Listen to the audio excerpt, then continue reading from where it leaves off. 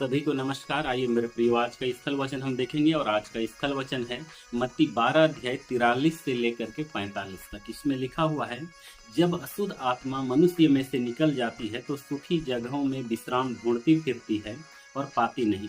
तब कहती है, मैं अपने उसी घर में जहाँ से निकली थी लौट जाऊंगी, और लौट कर उससे सूना झाड़ा बुहारा और सजाया पाती है। तब वह जाकर अपने से और बुरी 7 आत्माओं को अपने साथ ले आती है, और वे उसमें बैठकर वहां वास करती है, और उस मनुष्य की पिछली दशा पहले से भी बुरी हो जाती है। इस युग के बुरे लोगों की दशा भी ऐसी ही होगी।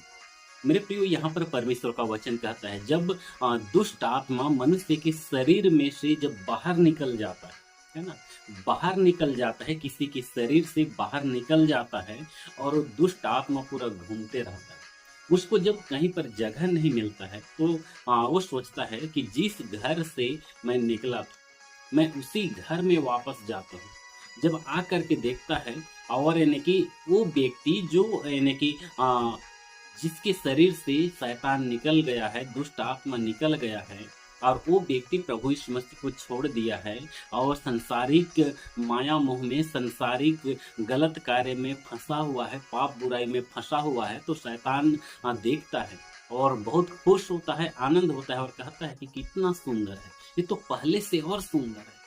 तो शैतान क्या करता है, वो एक शैतान उस व्यक्ति के शरीर से निकलता है, लेकिन वो शैतान जो है अपने साथ और 7 बुरी आत्माओं को ले आता है और बैठ करके उसके जो है घर में, उसके शरीर में बैठ करके वो यानी कि वास करता है। जरा सोचिए, एक दुष्ट आत्मा के कारण कितना कष्ट होता है मनुष्य को। जब उसके शरीर में 7 दुष्ट आत्माएं आ जाती है, उसका हालत क्या होगा।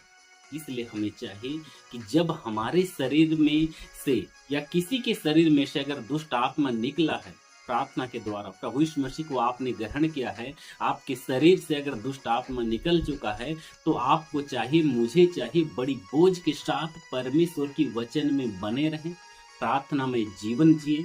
नहीं तो फिर से वो दुष्ट आत्मा घूमते घामते अगर आ जाएगा, अगर हम परमेश्वर को छोड़ दिए हैं, हम पाप और बुराई में जीवन जी रहे हैं, मेरे प्रियो, 7 दुष्ट आत्मा को लेकर के और घुस जाएगा।